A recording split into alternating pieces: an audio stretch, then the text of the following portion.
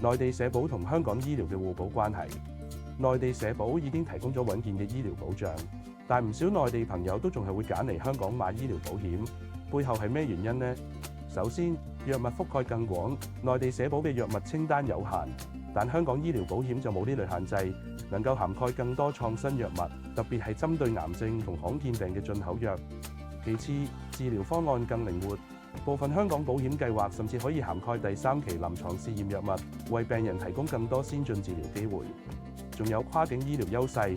唔少計劃提供全球保障，無論喺國內定係海外，都可以獲得更優質嘅醫療服務，唔使受限於當地醫療資源。除此之外，香港醫療保險仲提供更高額度、更靈活嘅計劃設計，特別適合對醫療保障有特定要求嘅人士。到底香港嘅醫療有咩優勢，又係咪啱你嘅需要？歡迎隨時聯絡交流更多相關資訊。